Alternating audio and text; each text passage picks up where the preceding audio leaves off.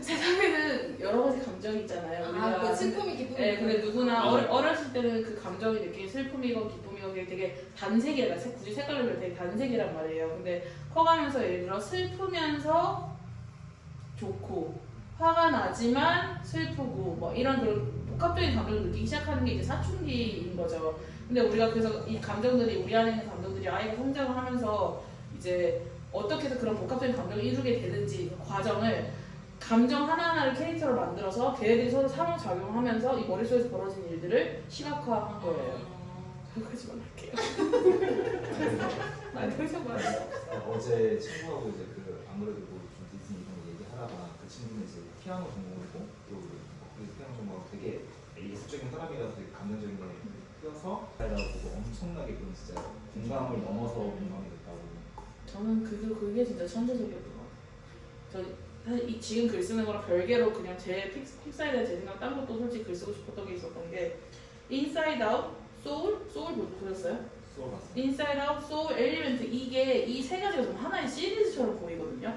그 이유가 과거의 픽사, 디즈니는 그러니까 디즈니가 됐건 픽사가 됐건 다 아이들이 어른들이 시각과 눈으로 볼 수 있는 무언가를 형상화해서 거기에다가 퍼스널리티를 부여해서 이제껏 스토리를 만들었다면은 인사이드 아웃을 기점으로 보이지 않는 것들에 대해서도 캐릭터를 부과를 하기 시작했다고 생각을 해요. 그래서 저는 솔직히 왜 사람들이 그런 얘기 하잖아요. 픽사를 보는 게 같은 토이스토리 영화라도 그거를 보면서 아이들은 와 하면서 보지만 어른들은 울면서 보잖아요. 그게 저는 픽사가 정말 갖고 있는 굉장한 장점, 그러니까 어른들의 동화이자 아이들의 동화, 결국에 우리가 하나의 세상을 꾸는 그런 관점이었는데 픽사가 한 단계를 뛰어넘은 시점이 저는 딱 인사이드 아웃이었거든요. 왜냐면은 그 아이들에게 가장 무언가를 우리가 설득할 때 눈에 보이는 것 같고 보통 예시를 들고 설명해서 스토리를 전달하는데 보이지 않는 세상에 대해서 캐릭터를 부과해서 하는 게 그 인사이드 아웃 보면서 아이들은 그게 너무 자연스럽게 와닿고 어른들은 그 자기의 감정을 캐릭터화해서 보여주는 거 보면서 아 진짜 픽사는 정말 다시 한번 어른들의 동화 세상을 만들어주는구나라는 게 굉장히 강해서 그거 왜냐면은 공룡을 가지고 뭐 사자를 가지고 그 만드는 그 스토리의 한계는 어른들이 여전히 그냥 왜냐면은 저는 그게 느껴져요. 엘사도 영화 좋고 라이언도 좋고 하지만 그 캐릭터를 보고도 그래서 영화가 끝나고 난 다음에 다시 또 아이들의 영역 같아 보이거든요. 토이스토리 같은 거죠. 근데 그럼에도 그거를 약간 그래도 어쨌든 픽사 영화가 끝나고 나면은 그 바 같은 게 있었어요. 약간 심리적인. 그리고 여전히 막 아저씨들 보면 토이스토리 왜 장난감 차에 달고 다니고 하고 막 그런 거 보면은 이런 내면의 세계에서 시작을 또 다른 챕터를 열었다는 점에 대해서 저는 너무나 앞으로도 기대가 더 많이 되는 보는데 진짜 영화 같은 거예요. 뭔가 이런 영화예요. 예. 무슨 말이죠? 전설 아닌 레전드 뭐 이런 얘기 하는 거예요? 막 예를 들어 사자 아닌 라이온. 라이온킹이나 엘사 같은 거는 그 캐릭터 하나의 그런 라이프를 이렇게 담아가지고 막 어른 돼가지고 무슨 공주 되고 말이야? 이런 이야기인데 엘리멘탈은 뭔가 사회의 그런 뭐라고 풍경이 좀 살짝 담겨져 있고 그 문화를 갖고 있는 게 그게 보기가 되게 신기했어요. 픽사랑 디즈니랑 합쳐진다고 했을 때, 그러니까 저는 어쨌거나 오리지널리 디즈니 더 팬이긴 하니까. 근데 사람들이 그 두 개가 합쳐진다고 했을 때 제 기억으로는 픽사 팬들이 더 싫어했어요. 뭔가 디즈니에 흡수될 것만 같고, 뭔가 디즈니의 상업성이 잠식될 것만 같고. 그래갖고는 이제 그래서 제 기억에는 그 디즈니에서도 계속 픽사는 픽사 팀 오리지널대로 굉장히 보존을 할 것이다 이 얘기를 굉장히 크게 많이 했던 걸로 기억을 하는데 그럼에도 불구하고 그게 꼭 디즈니에 잠식된다는 표현이기보다는 픽사가 디즈니를 통해서 취할 수 있는 새로운 포지션을 저는 아직까지는 보지 못한 것 같거든요. 그 중에서 하나 기대했던 포인트가 뭐냐면 바로 저는 음악가 노래였어요 사실은. 그러니까 음악과 노래는 또 다르죠. 노래는 약간 싱어롱이 가능해야 되는 거니까. 그래서 어쨌거나 제가 디즈니를 어떻게 소비했는지를 그동안 생각을 해보면 사실 저는 99할이 저는 음악인 것 같거든요. 그래서 예를 들어서 라이온킹을 설명해봤을 때 아자백냥하고 다들 시작을 하는 거고 엘사를 한다고 해서 레리고가 나오는 거고 뷰티 앤 더 비스트도 뷰티 앤 더 비스트 이게 자동으로 나오는 거잖아요. 그래서 실제로 어떤 한 컨텐츠가 있어서 새로운 IP로 많은 수익을 창출한다고 했을 때 그거를 저는 대부분 뭐 이런 시각적인 것도 있지만 그걸 가장 잘하는 게 음악인 것 같거든요. 그래서 그런 생각을 했을 때 픽사도 뭔가 픽사만의 해석에 무언가 음악이 나오지 않을까라는 생각을 솔직히 약간 내심 기대를 했던 것 같고 그렇게 생각했을 때 여전히 픽사에서 어떻게 보면 실망은 아니지만 앞으로도 기대가 되는 점 중에 하나가 저는 그게 있고, 예를 들어서 픽사의 유명한 많은 영화들이 있지만 노래 떠오르는 거 있어요? 전 하나밖에 없거든요. 그 토이스토리의 You got a friend in me. 그거는 들으면 알지 부르지 못해요 다들. 근데 그 노래를 제외하고는 픽사가 좀 더 확장성이 있으려면 음악을 뭔가 좀 더 활용을 하는 게 좋지 않을까라는 생각을 이제 마케터로서 하나를 하는 거고, 그 생각을 했을 때 제가 이제 그 글에도 쓰겠지만 좋은 영화가 무엇인가라고 했을 때 약간 그럴 때 이렇게 어느 한 평론가가 좋은 영화가 무엇인가라는 질문을 했을 때 한 얘기가 진짜 좋은 영화는 영화가 끝난 다음에 극장 밖에서부터 시작되는 것이다 라고 얘기를 해요. 근데 그거를 제가 마케터의 언어로 좀 더 풀어보자면 정말 수익성이 좋은 영화는 영화 극장 밖에서부터 세일즈가 시작되는 영화이다 라고 딱 풀이가 될 것 같아요. 그러니까 티켓 이후에 그 이후에 과연 이 영화에 대해서 무엇을 소비하느냐, 그렇게 했을 때 뭐 지금 어린 친구들은 엘사 드레스도 있고 하겠지만 그래도 가장 쉽게 소비를 할 수 있는 게 또다시 음악이 되는 거고, 그리고 제가 음악에 대해서 좀 더 생각을 해봤을 때 들었던 생각 중에 하나가 왜 저는 그래도 픽사가 이 새로운 시도를 해봤으면 좋겠다는 생각이 드는 게, 우리가 요즘에 너무나 많은 콘텐츠와 이 숏폼과 그 2차 가공, 3차 가공된 콘텐츠들을 많이 즐기잖아요. 이젠 더 이상 사람들이 원작 크리에이터를 존중은 하지만 그 크리에이터가 초기에 본인이 의도한 대로 콘텐츠를 즐기지 않는 경우가 너무 많아졌단 말이에요. 그래서 예를 들어서 뭐 요약본, 영화도 요약, 솔직히 저는 영화 이제 예고편에 거의 요약본, 그게 원작자의 그 의도대로 가장 잘 보존이 돼서 소비자한테까지 유지가 되는 게 저는 음악인 것 같거든요. 무슨 말이냐면 저도 지금 유튜브나 영화나 다 2배속으로 봐요. 1.5배속으로 보고 편집본을 보고. 근데 음악만큼은 어느 누구를 2배속으로 듣질 않아요. 그리고 어느 누구도 노래방 가서 노래를 2배속으로 부르진 않아요. 물론 틱톡에서 짧게 자른 음악은 있지만 그 음악만 반복해서 듣진 않아요. 그 음악이 좋다고. 그 짧은 음악, 15초짜리 음악 듣고 결국에는 긴 음악을 듣는단 말이에요. 근데 우리가 짧게 편집된 영상을 보고 요약본 영화 보고 풀 버전 영화를 보고 극장에 간 경우가 있을까요? 저는 그건 거의 없다고 생각하거든요. 요즘 젊은 세대에서. 그런 면에서 봤을 때 그러니까 비단 디즈니나 픽사뿐만이 아니라 이 미디어 콘텐츠에서 가장 코어하게 가져가야 될 포인트 중에 하나가 저는 그 음악이 아닐까. 음악이 갖고 있는 그 어떤 아무도 함부로 건드리지 않는 그 약간 어떤 바티칸이나 뭐라 그래야 돼? 근데 그런 영향이 다른 있는 것 같아요. 분들에서는 스티브 잡스는 원래 음악이 굉장히 그렇잖아요. 아이팟 처음에 아이폰 맞지? 옛날에 조이긴 했다. 근데 왜 그 사람이 그걸 모르지 않을 텐데 픽사에서 음악의 그런 요소를 배제했을까? 그 어떻게 보면 그냥 나만의 상상이긴 한데 음악이 주가 되는 게 싫었을 수도 있을 것 같아요. 그렇죠, 맞아요. 그리고 디즈니에서 픽사 인수할 때 조건이 절대 크리에이티브한 거 건들지 않는 조건이었잖아요. 그러면 그거를 건드릴 수가 없었겠지. 네. 그러니까 어떻게 보면은 엘사의 레리코는 기억을 하는데 스토리는 기억을 못하게 되는 상황이 싫었던 거일 수도 있었을까? 뭐 이런 생각도, 왜냐면 음악을 굉장히 중요하게 생각했던 사람이고 그걸로 돈을 버는 거가 그렇죠. 시작한 사람인 만큼 뭐 당연히 이어질 수밖에 없는 건데 안 했을 때는 또 그 분의 나름의 뭐가 담겨있지 않았을까? 그러니까 그런 것 같아요. 그러니까 저도 토이스토리에 갑자기 우디가 유가를 프레디비 부르지 않았으면 좋겠어요. 저도 갑자기 엘리멘탈에서 엠버가 갑자기 막 파이야 이러면서 노래를 하진 않았으면 좋겠는 마음이 있어요. 근데 그냥 그거죠. 그러니까 음악이란 요소를 이 픽사의 그 크리에이티브한 사람들이 완전히 새로운 방식으로 뭔가 한번 도전을 해보는 게 뭐가 있지 않을까? 그게 뭔지는 저도 모르겠어요.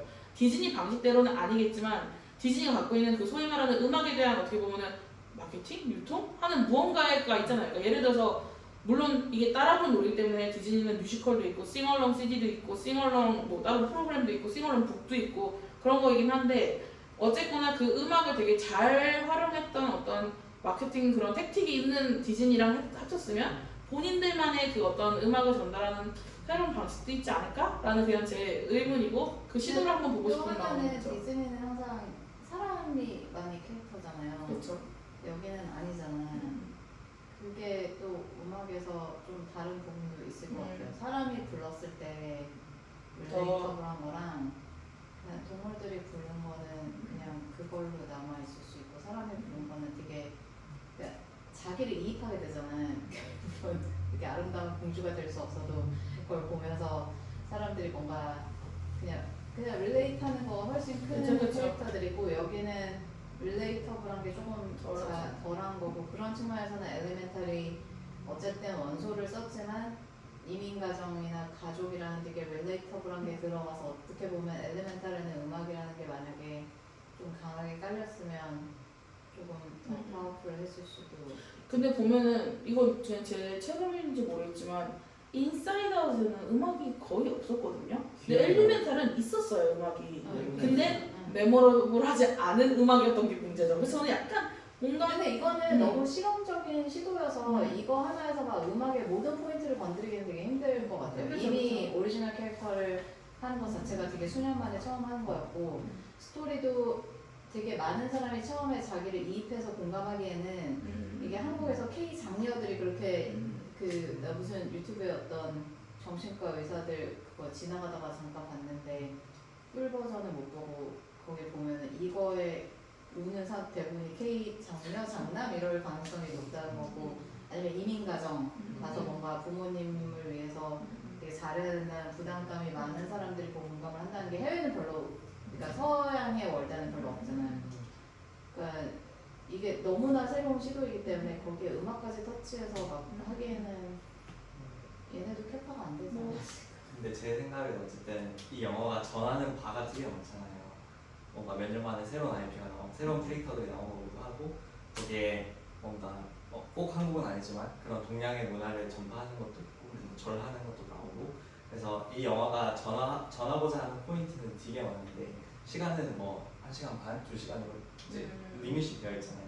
근데 뭔가 그 겨울왕국의 레리꼬만큼 임팩트가 있는 그러니까 음악을 하나의 임팩트 있는 요소를 하나 더 넣으려고 한다? 그러면 이 영화 자체가 주려고 하는 포인트가 너무 많게 되면 뭔가 이것도 하고 저것도 하려다가 하나도 제대로 안 되는 그런 게 발생했었을 것 같아요. 그러니까 어떻게 보면은 사람들이 스토리가 되게 진부하잖아 사실은 그냥 그러니까 러브 스토리인데 뭐 가족의 반대가 있었고 막 이런 거는 있는데 진부한 스토리였기 때문에 어떻게 보면은 전하고자 하는 바가 더 전달이 됐을 수도 있을 것 같아. 스토리가 되게 서사가 있어버리면 사람들이 공감할 수 있는 막 이민 가정이나 이런 거가 조금 희석됐을 수 있는데 스토리 자체는 진부하니까 이미 스토리는 예상을 한 상태에서 그러다 보니까 이 영화에 있는 다른 요소들에 더 관심을 특히 성인들 같은 경우는 너무 끝이 뻔하잖아요. 근데 그러다 보니까 다른 거에 되게 관심을 더 많이 가지게 된 나 같은 경우는 그렇거든요. 어차피 애랑 보러 갔기 때문에 되게 막 스토리에 대한 기대를 하고 간 게 아니고 딱 보니까 결론은 뭐 나오겠네 이 상태이다 보니까 저 아빠는 어떤 생각으로 저거를 했을까? 그러니까 실제 주변에 보는 사람들의 라이프를 거기에 계속 이입하게 되는 게 나는 보면서 생각 과정에 있었거든요. 근데 그게 픽사의 뭐 아니면 피터손 감독이 계획을 하고 그렇게 한 건지 모르겠는데 확실히 어른의 입장에서 봤을 때는 스토리가 너무 뻔하니까 둘 중에 하나인 것 같아요. 스토리가 뻔해서 재미없어 하고 나가는 사람들이 있을 거고 스토리가 뻔한데 애랑 계속 같이 봐야 되니까 보다 보니까 주변에 뭐 나도 친척들 이민 간 사람들 있고 이러면 그런 것들을 이렇게 딱 하고 나는 오히려 한국의 그런 지금 엄마 아빠의 부담 때문에 맨날 엄마 아빠의 기대 때문에 부담을 갖는 아이들이 생각이 나는 거잖아요. 그러니까 그런 걸 생각할 룸이 있었지. 스토리가 뻔하니까. 그거는 맞는 것 같아요. 그렇죠.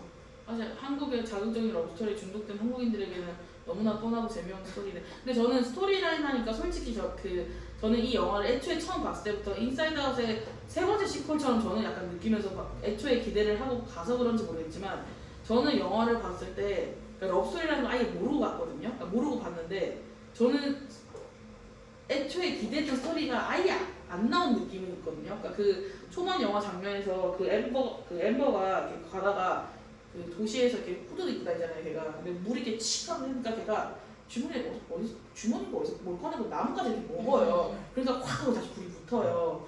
저는 그 장면 보고는 이거 다양한 사람들이 어떻게 상호 보완하면서 살아가는 거구나를 이미 미국에 이민 가서 그거를 보여주는 거구나 라고 생각을 했거든요. 근데 사실은 이게 약간 가족 안의 그 이해와 이민 가족 이거지 그 멕시칸과 코리안과 그 US 그 미국에 있는 백인들 이 사람들이 어떻게 어우러져 사는지는 솔직히 안 보여줬던 것 같아서 저는 그걸 끝날 때까지 그 내용이 별로 안 나오네 해서 아 2는 그 내용으로 가려나? 라는 생각을 근데 했거든요. 아직 원소 중에 흙이랑 그니까요. 사실은 그 4가지 원소가 너무나 애초에 원소잖아요. 정말 오리지널 원소 엘리멘트인데 엘리멘트들이 정말 그 본인의 성질이 더 발현되는 거는 불은 물 옆에 있어야지 그 불의 그 특성이 확 더 살아나는 거고 그리고 물도 그러니까 서로 대조가 되기도 하고 또 서로 상호 보완적인 그런 기능이 있죠. 그러니까 예를 들어서 그 누구야 저기 엠버가 불어서 유리 공격을 만든 거면 사실 그거 공기잖아요. 그래서 저는 뭔가 이 공기가 누가 빨려 들어올 걸 가려나? 그러니까 물론 그런 역학 관계가 안 나온 게 사실은 저는 그게 오히려 그것까지 들어가기에는 너무 많은 거예요. 근데 얘기하는 그래서 거. 어떻게 보면은 그러니까 저는 이민자 커뮤니티에 대한 이해도가 제 일생에 없었단 말이에요. 그러니까 예를 들어서 외국에서 살다 오셨기 때문에 좀 더 공감이 됐었던 부분이 있을 것 같아요. 근데 그냥 K 국민으로서 이 사였을 때는 뭐 그렇겠지 하면 솔직히 그 감동 포인트는 전 별로 근데 없어요. 한국에서 저렇게 인기가 많았던 건 K 국민들이 감동 포인트가 많았던 아니, 거지.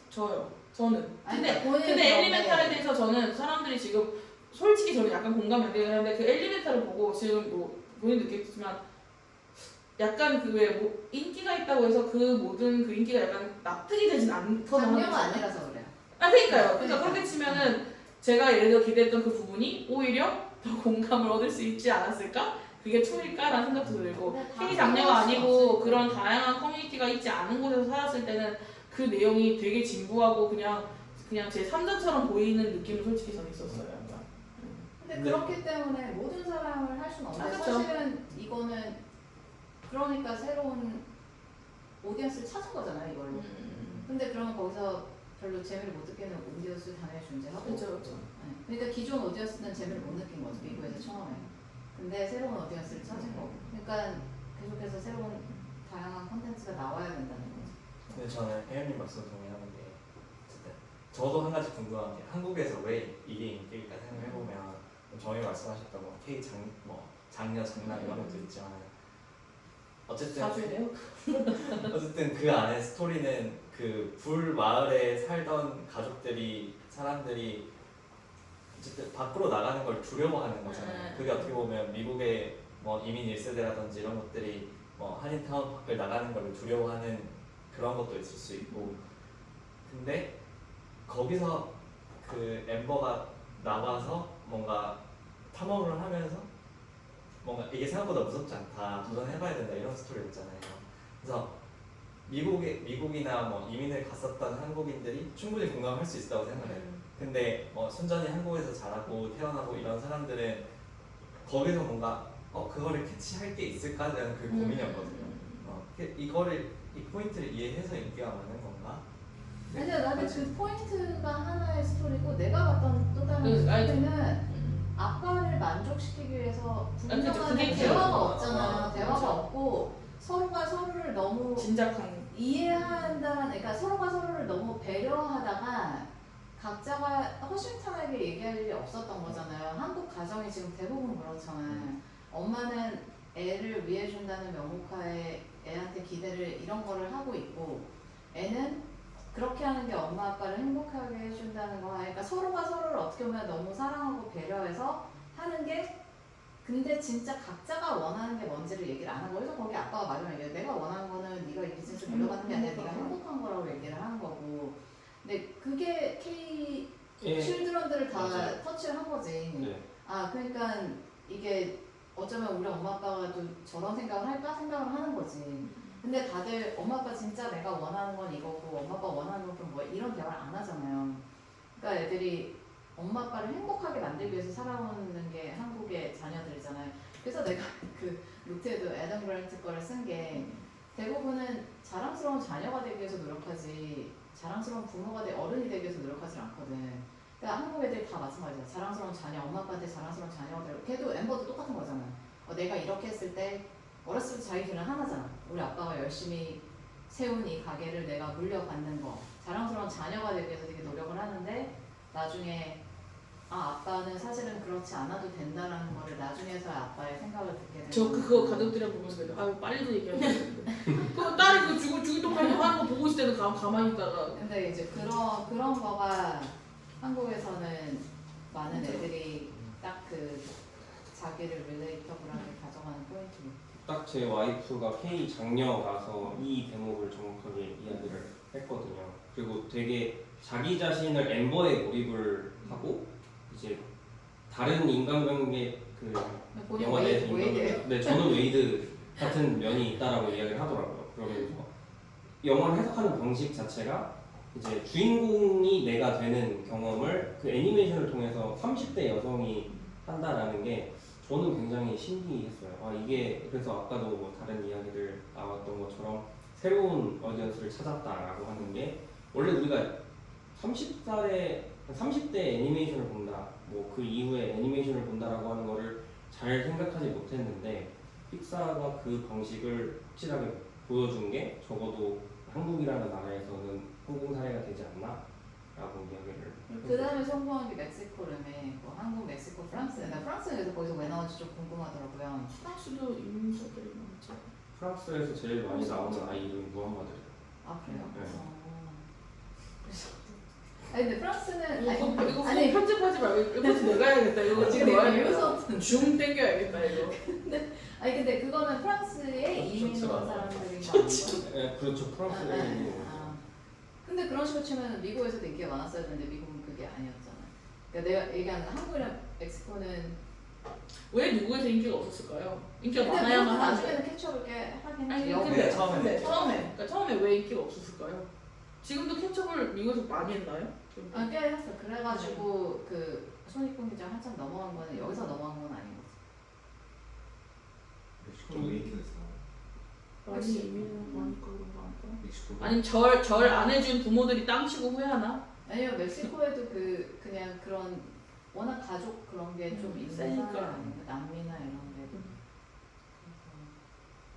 뭐 아무튼 좀 의외인 나라들에서 네. 우리나라 애국을 역주행을 하면 했잖아요. 그거를 아예 이해를 못하지 않을까요?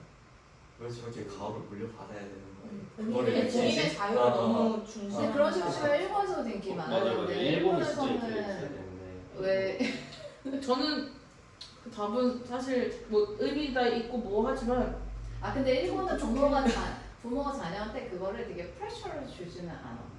그때도 항상 보면 일본은 자녀 교육이나 이런 거에 그러니까 사실은 자녀가 프레셔를 느끼는 거는 부모가 하던 거를 혹은 부모의 기대를 충족시켜야 된다는 프레셔도 있지만 부모가 나에게 그만큼 되게 많은 물질적인 시간과 물질적인 투하를 했을 때 더 부담이 커지는 건데 우리 옛날에 일본의 노후 준비 상태 이런 거 보면 일본은 자식한테 그렇게 막 기대지. 투자를 하지 않으니까 정신적인 기대감에 대한 부담만 있지 이 사람이 나한테 정말 시간과 돈을 다 쓰는 거에 대한 거는 별로 없으니까 부담이 한국에서 학생들이 겪는 것보다 좀 덜 하겠지.